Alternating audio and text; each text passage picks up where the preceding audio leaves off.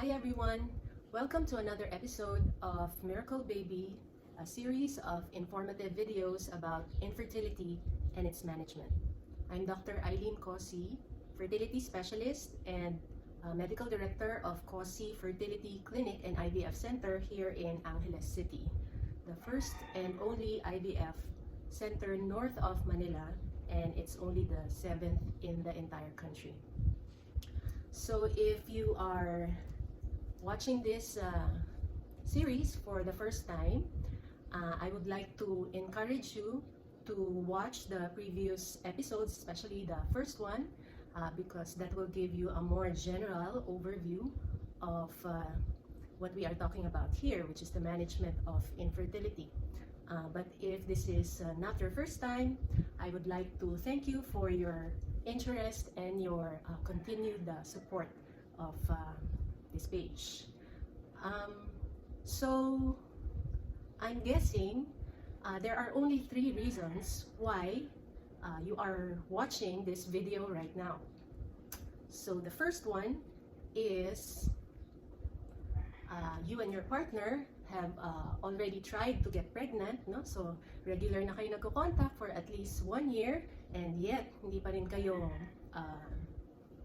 nabubuntis, and you are now curious and you want to find out kung ano pa yung mga ibang options that are available out there, and you've heard of this procedure called IUI, or intrauterine insemination.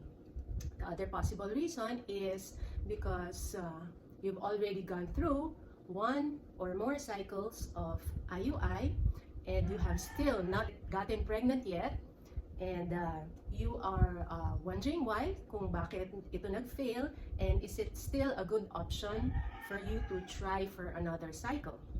Or the last possible reason is because you already saw an infertility specialist like myself, and we actually did not recommend IUI for you anymore, and what we suggested is probably to go straight to IVF, and you want to know more about the possible reasons why.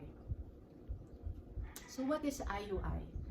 So it is a term short for intrauterine insemination, wherein we inject processed sperm from your husband. No? So pinaprocess po natin yan to make sure na malinis ito, and we place it into the uterus, close to the fallopian tube. So this is quite a low-tech procedure.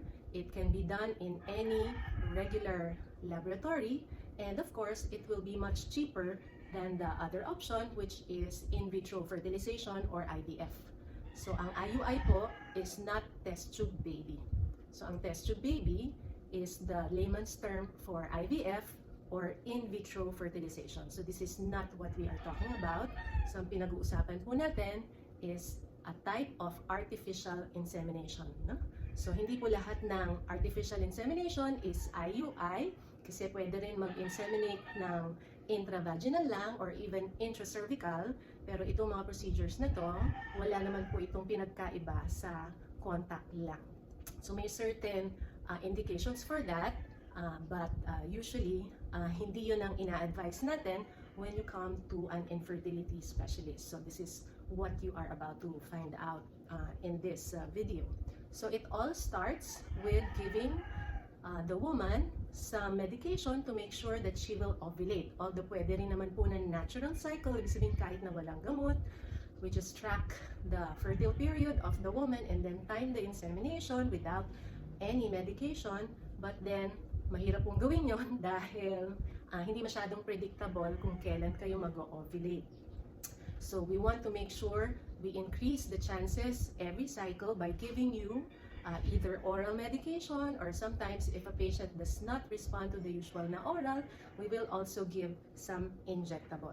So kayang-kaya naman pong gawin yan sa bahay. Tuturuan natin kayo kung paano siya ginagawa. So we also want to monitor your cycle closely, kasi ang aim natin by giving you these medications is for you to produce at least 1, but mas maganda kung more than 1 yung follicle na mapoproduce natin, but not more than 3. Okay? So as you can see here on the right side is a beautiful dominant follicle. Probably ang size nito is nasa around 1.8 centimeters na. Meron pang isang sumusunod. So gusto natin, hopefully meron isa sa right side and then another one on the left side. So depende kung gaano ka-healthy yung fallopian tubes ng babae. No? The one on the left side, medyo napasobra ang gamot nito dahil mga 6 yung follicles na nagde-develop.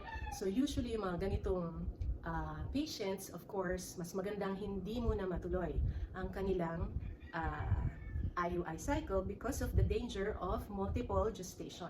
Ibig sabihin, hindi natin kasi makokontrol kung ilan ang itlog na mapfertilize during an insemination cycle. Not like with an IVF, we have a choice whether we want to transfer only 1 embryo or 2 or even 3 embryos at a time. But with IUI, hindi natin makokontrol yon. So kung sobrang dami naman ng itlog, of course, ang chance na baka maging triplets or quadruplets, no? Ang IUI is very notorious for that, na mapasobra yung ma-fertilize na egg at hindi na tayo pwedeng umatras. Alright? So, of course, kung more than 1 yung baby or kung more than twins, there's a higher chance na makukunan ka o kaya manganganak ka ng sobrang aga, 6 months pa lang nanganganak ka na, and of course, magastos yun pagka lumabas ng premature si baby or baka hindi pa mag-survive. And of course, yung chance na magkaroon ng pregnancy-induced hypertension is also there. No? So aside from monitoring yung ovulation ng pasyente natin, we also want to make sure na yung lining ng matres ay kumakapal din. No? So as you can see on the right side here, maganda, it's a triple line endometrium na alam natin most probably maganda yung chance na kakapit yung embryo na mabubuo just in case the insemination is successful, while the other one is a thin lining.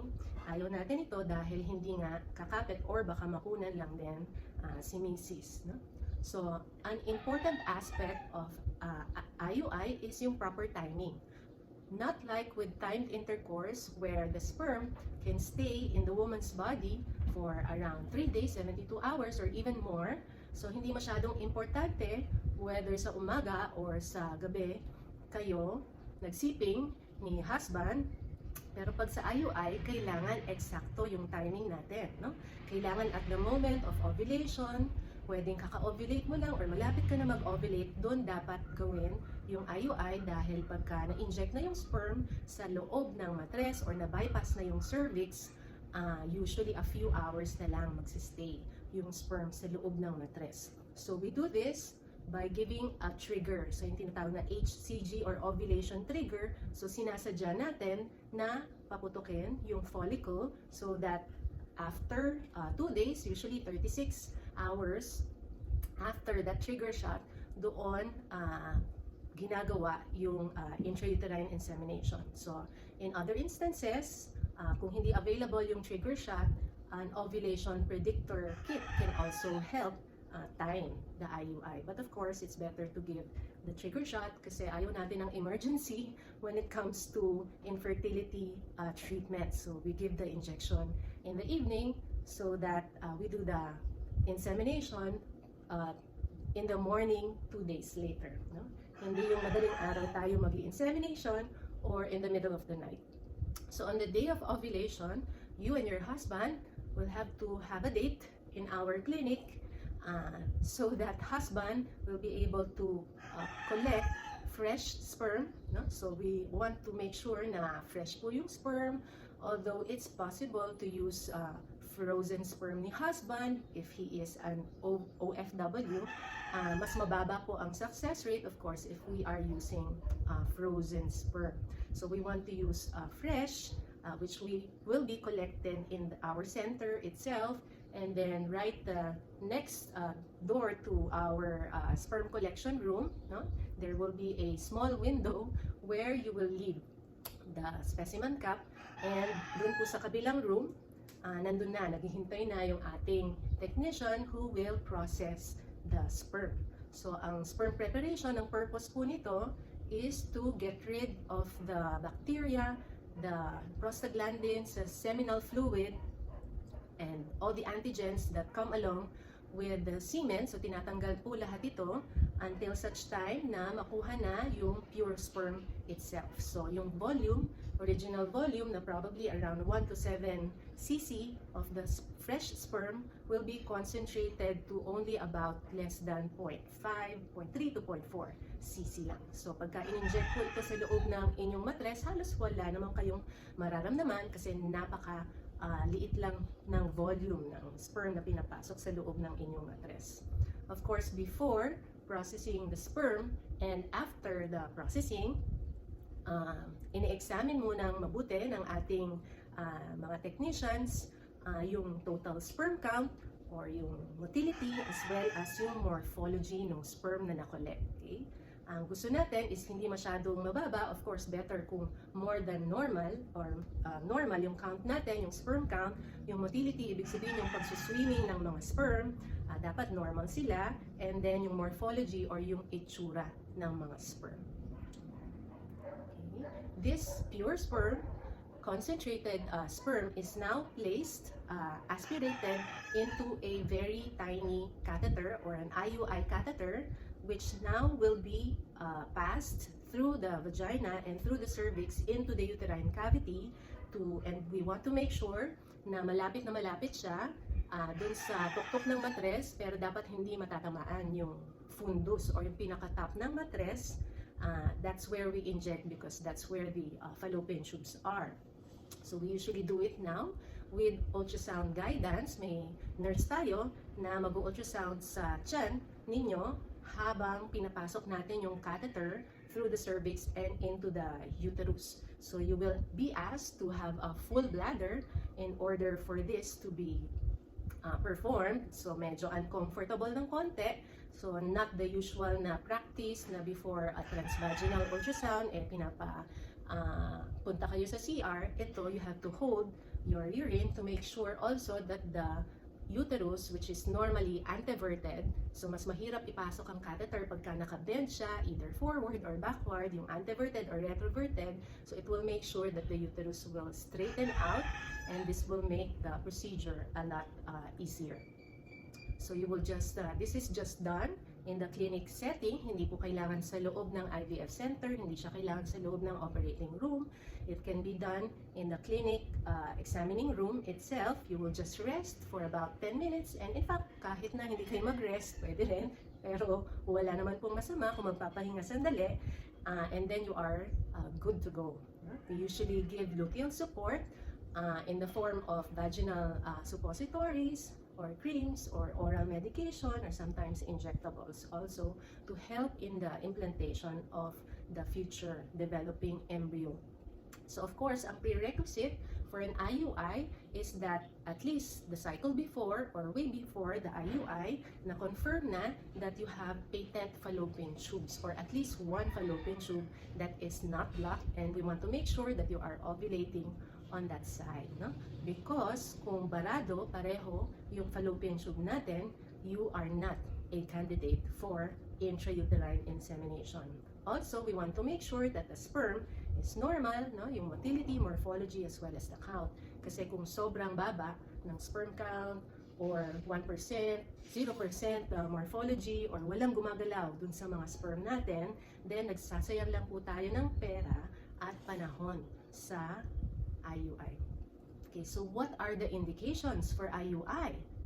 So number one, ang pinakamaganda ang success rate with IUI is actually yung mga couples who have unexplained infertility, meaning nagawa na yung mga basic labs and tests and yet hindi pa rin kayo nabubuntis despite proper timing of intercourse and sometimes even ovulation inducing agents, at mga 1 year na or more than that na kayo nagko-contact, hindi ka pa rin nabubuntis.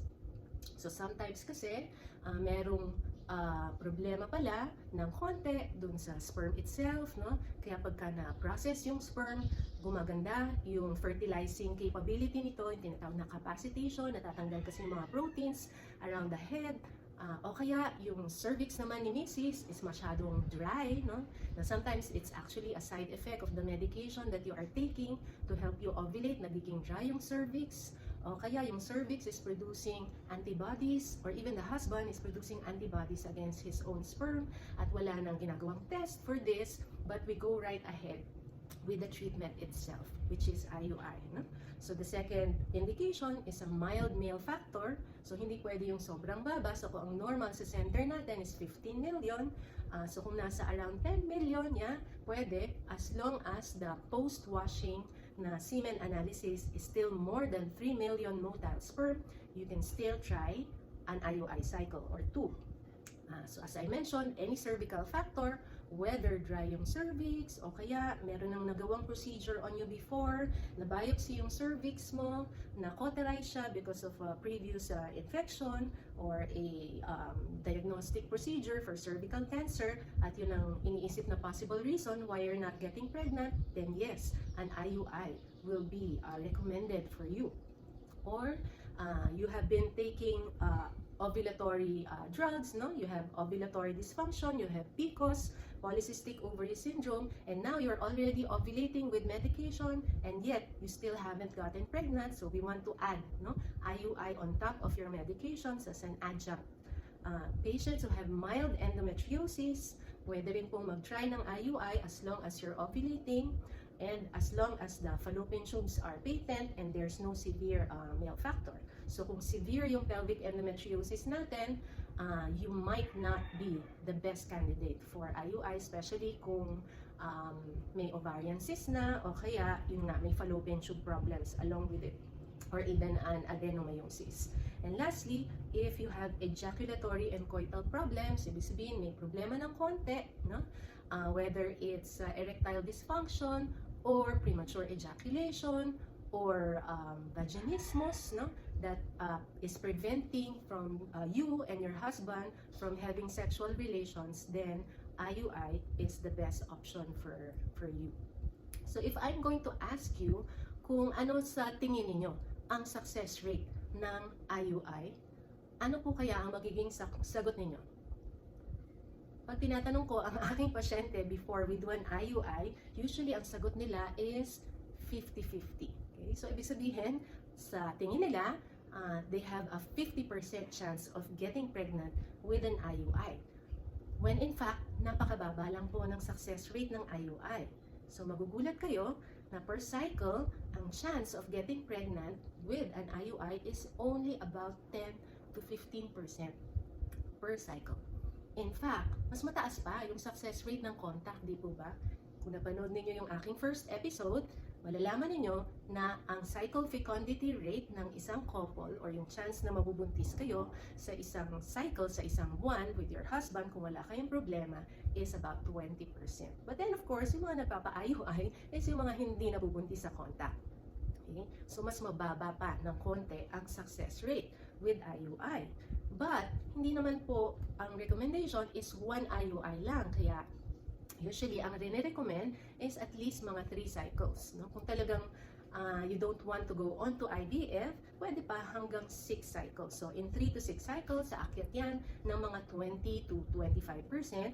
But it also, because after the third cycle, so kung hindi ka pa nabubuntis after 3 IUIs, on the 4th, 5th, and 6th cycle, mga around 5 to 10% na lang yan. After the third cycle. So why is the success rate so low with IUI? And the plain and simple answer to this question is because we are only human. Okay? So we are not pigs, no? Who can get pregnant with 6 or more than 6 piglets at a time and give birth with no problem. So our bodies have been over-designed for us, no? To be able to get pregnant only with one baby at a time, no? Unless you're using medication. So, ganun lang po talaga kasi ang katawan natin, kaya napakababa ng success rate ng either contact or even artificial insemination. So, ano po ba yung mga factors na nagde-determine, no? why some patients will get pregnant right away with just one cycle of IUI, while others nakaka-anim na at hindi pa rin sila nabubuntis. So, napakaraming factors as I have enumerated here. But I'm going to discuss them briefly. So, number one, of course, sa babae is yung edad. Napaka-importante ng age natin because that determines kung gaano kaganda ang quality pa or even the quantity ng eggs na nasa ating mga ovaries. Yung duration of the infertility, kung gaano na kayo katagal na nagsasama ni husband, that's also one important factor. Others, no, yung ating body mass index. So, of course, kung medyo hindi normal yung timbang natin, masyado tayong overweight or underweight, that can spell the difference between success and failure.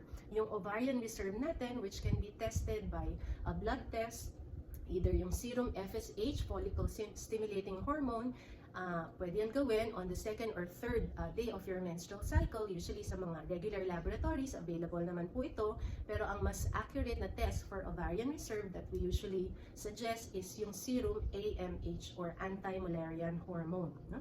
So another factor is the number of dominant follicles. So pag iisa yung follicle during one IUI cycle, although it's still possible for you to get pregnant with just one follicle, syempre madodoble ang chance na mabubuntis ka kung dalawa yung follicles na available for fertilization when we do the insemination.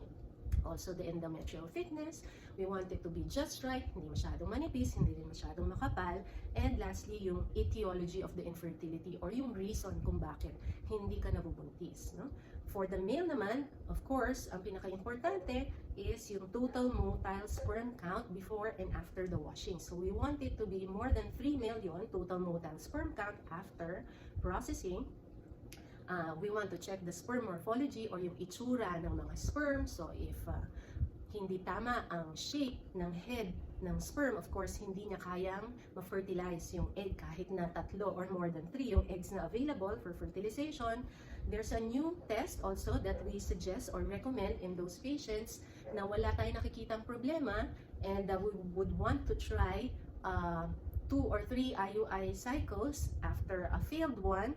So gusto nating malaman yung DNA fragmentation rate. Because if the fragmentation rate is high, then ang usual recommendation is either we wait until we determine the cause of the fragmentation and hopefully we can correct it first before you try another IUI cycle, or sometimes we just recommend the best option for them, which is IVF. No? So aside from the patient-dependent factors, now some of them we can still do something about, pero kung like age and the duration of the infertility, of course we can't do anything about that anymore. Ito ang mga technique-dependent factors na pwedeng mag-play ng part as a factor for the success of your IUI. No? So I'll just mention one of them, a few of them, of course, is yung timing ng insemination. So kung nagkamali yung timing natin, of course, pwedeng yun na ang maging reason bakit hindi ka mabubuntis. As well as the number of inseminations per cycle. Ibig sabihin, pwede naman din gawin na double ang insemination. Ibig sabihin, 24 hours after the trigger shot, we'll do an IUI today, and then on the next day, we'll do another IUI. Yun ang tinatawag na double insemination, but that will also double the cost as much as possible. We just want to time a very good timing ng isang IUI, about 36 hours from the trigger shot. And then the need for a full bladder, the ultrasound guidance, the type of catheter used, whether you still have intercourse after IUI or kung nag-bed rest ka after IUI, or the kind of luteal support that was given to you. These are all factors that will predict whether you have a good chance of getting pregnant or not. And lastly, even the skill of the inseminator is important.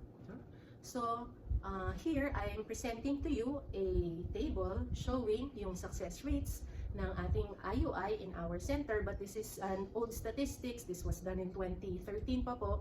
So I would like to come out with another data in the future. But as of now, as you can see, out of 202 couples who underwent 279 cycles of IUI, 30 of them got pregnant. So that's a very good success rate, 14.9%. No? This is also a 15.3% success rate per couple with a delivery rate of 11%. So as you can see, most of the patients got pregnant with just the first cycle, 23 of them on the first cycle, and then another 4 of them got pregnant with the second, and then after that, wala na masyadong nabubuntis. No? And we correlated it with the age of the female, and we found out that those women who had an IUI at an age of less than 38 years old have a 3 times higher chance of getting pregnant compared to those women who were more than 38 years old. With regards to the duration of the infertility naman, we found that those patients who had been trying to get pregnant for more than 6 years already with timed intercourse had a poor success rate, half the chance of getting pregnant compared to those couples who were married for less than 6 years. So why didn't your IUI work the first time or even the second time? The answer is probably considering all the factors, no?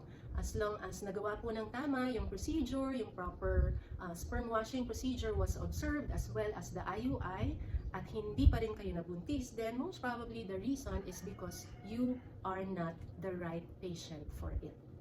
So you may want to reconsider whether you are the right, kung tama ba na ulitin pa yung IUI, or you go on with the next level, which is IVF. Kung meron tayong severe male factor, of course, kung konti na lang ang ovarian reserve natin, o kaya may question whether your fallopian tubes have a problem or not, then maybe mas magandang i-consider na natin yung best option, which is IVF. So, although ang cost ng IUI is about 1/10 of the cost of IVF, of course, the success rate ng IVF is higher. It's about 30 to 40% per cycle, per embryo transfer.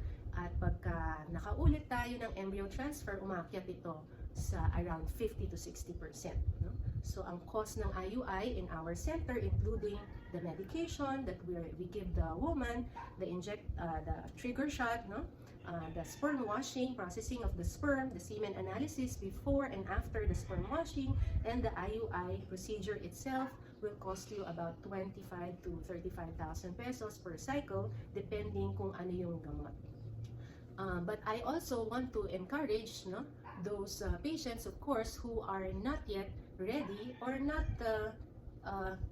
their condition is not severe enough for us to recommend IVF yet, that IUI is still suggested because it is within the means of most infertile couples in the Philippines, and it is still a viable option as a treatment modality for infertility, especially in the remote areas of the country. So as long as you already have yung information that is necessary for you to be able to process yung chances ninyo with successful IUI, or is it better just to go right ahead with an IVF cycle? So kung makaka-3 hanggang 6 na IUI kayo, knowing na napakababa naman ng sperm count or severe naman yung pelvic endometriosis, it's probably not cost-effective for you to do more than 1 cycle of IUI, especially if the woman is already more than 38 years old. So it might be a better idea to go straight ahead with IVF. So hopefully in the future, so as of now po, I'm still here at my home in Angeles City, which is not far from the center, but hopefully in 1 or 2 weeks time, I will be able to shoot one video in our center so that I can show you, explain to you better kung ano po yung mga services that we offer in our laboratory. So until then, I would like to say stay safe and goodbye!